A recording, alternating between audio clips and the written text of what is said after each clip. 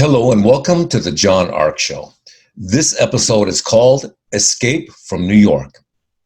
On this episode, we're going to be answering some viewer questions. Before we begin, I want to encourage you to subscribe, like, comment, and follow us. Also, I'd like to tell you about a service called HollywoodIsCalling.com. It's a great service that allows you to purchase live phone calls from your favorite celebrities, so check them out. There are more than 100 celebrities to choose from. You can get a live 15-second call for $19.95 and a live 30-second call for $29.95. It's a great gift for yourself or for someone you love. You know, you can have a celebrity call them on their birthday or on a holiday or just to lift their spirits. Whatever the occasion, give it a try. HollywoodIsCalling.com. Now let's get started. The first viewer writes, we've been living in New York for the last 20 years and really enjoying it. However, here comes the however, this year it has turned into hell on earth. The amount of crime and civil unrest is now so intense and so constant that literally everybody is either moving out or they're thinking of moving out. The only thing worse than crime in New York is the unreported crime in New York. There is now constant shooting, assault, burglary, robbery, and so much vandalism, shoplifting, and open thievery that it's everywhere. What do you recommend? Well, we're getting this question constantly. I think that everyone who can leave should leave. And if you can't leave, then figure out a new job or career path that will allow you to leave in a way that you can work remotely from. There are now so many problems in New York that it's unbelievable. First of all, if I were the producer of the new Purge movies and we were working on the next sequel, I would definitely fly a film crew out to New York and just let them film everything that's going on. I think they could save millions of dollars and reduce their film budget dramatically if they flew out there and began filming and then using that footage for the next movie. The only problem is they would need tremendous security because the minute the rioters saw them, they would try to shoot them, rape them, or rob the film crew. There are now so many this is not an exaggeration. I know it sounds like it, but it is not. There are now so many closed or boarded up businesses in the city that it doesn't even look real. It looks like some kind of post-apocalyptic real estate meltdown took place and literally shut the city down all at once. By the way, the same phenomena is occurring in Washington, D.C. If you go just a couple of blocks from the White House, you will see so many stores and government buildings with their windows boarded up that it's amazing, amazing. Just today, I heard that the real estate prices in New York fell another 10%. It's as though New York, Chicago, LA, and San Francisco real estate has now become more radioactive than a timeshare in Detroit. I'm also hearing that as many as 75% of the businesses in places like Dubai are going to go permanently out of business. The security of your family and yourself is the most important thing and probably the one thing you should focus on now. Nothing else is going to matter if someone in your family gets hurt because some thug decided to randomly shoot at them. The next suggestion is going to hurt a lot, but I have to say this. If something happens, I would stop assuming that the police are going to respond to your 911 call. In fact, I'm hearing that in some cities, it can take 2 to 3 hours for them to respond to major emergencies. I'm not talking about minor crimes or minor offenses. I'm talking about major emergencies, simply because the administration is preventing them from doing their jobs, or they're laying off so many people or defunding the budgets so drastically that there are not enough police to go around. If possible, I would definitely get an intimidating guard dog.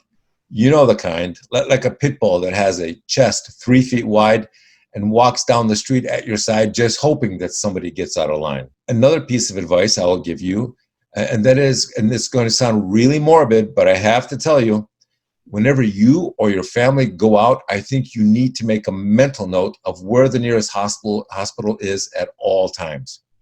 I think that's really important because the response times of ambulances is getting really bad now because they're literally having their roads and their access blocked by rioters.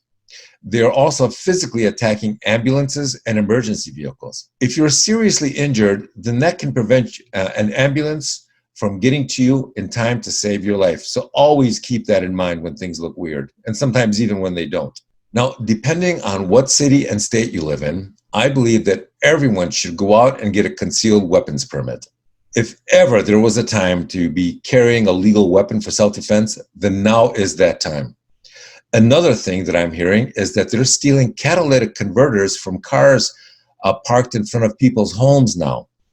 Apparently, you can sell a stolen converter for a lot of money, and this is causing an epidemic of thefts. A lot of people are waking up in the morning, going out to the cars to go to work. They start the car up, and the car sounds like it has no muffler at all. It's super loud. Why? Because the catalytic converter was stolen in the middle of the night. Now, here's a little bit more bad news. Watch what happens when you try and replace your catalytic converter. The cost of a new converter will shock you. The average cost of a catalytic converter repair can be between $1,000 and $3,000. And that's one of the reasons they're so popular amongst thieves. Another big problem is rampant arson.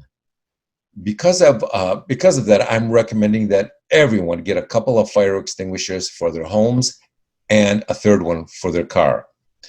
Now, I'm not just saying get one extinguisher for the house. You should get at least two and possibly three, because if you have a serious fire, it may take 2 or 3 extinguishers to put it out before it's gone. And if you don't have if you run out after the first extinguisher and the fire is still going, your house could burn to the ground before the fire department ever gets there. So keep that in mind.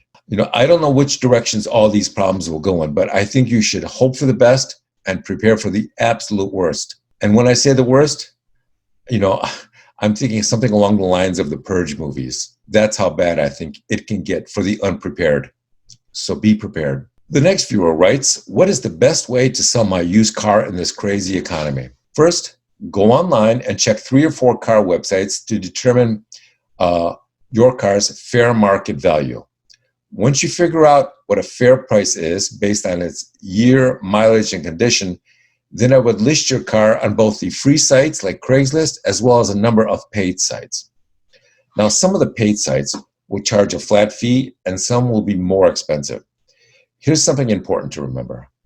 Most ads will attract a lot of people who will lowball you with crazy offers. You have to get used to this because it'll be a daily occurrence once you post your ad.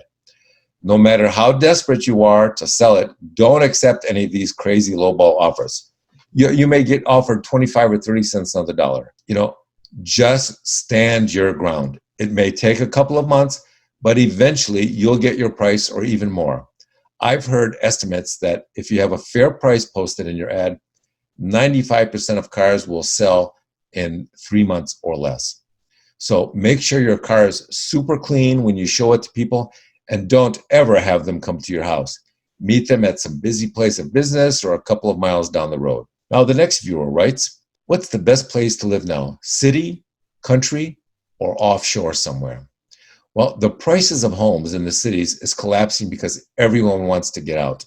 This is driving prices down further and faster than anybody ever thought possible. I'm hearing rumors now that some insiders are expecting home prices in some markets to drop between 50 and 70% or more. At the same time, I'm also hearing that homes being sold in the country have prices that are stable or are increasing because everyone wants to move out there. Some people are even moving out of the country to places like Central America or Eastern Europe. The next viewer writes, I have tremendous and constant anxiety about money and finances. What should I do? First, you need to start to exercise and force yourself to stick to it over time.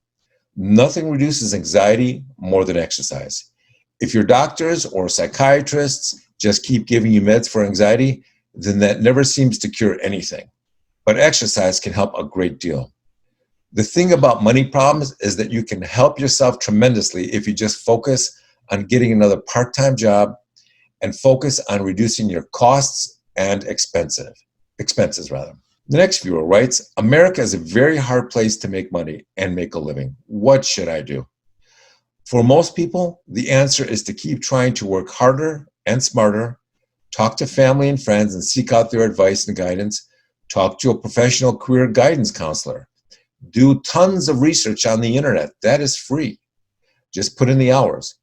Talk to people you trust and spend a lot of time on Google researching options so that you're more informed about your choices. So with that, I want to thank you for watching, and we will talk to you soon.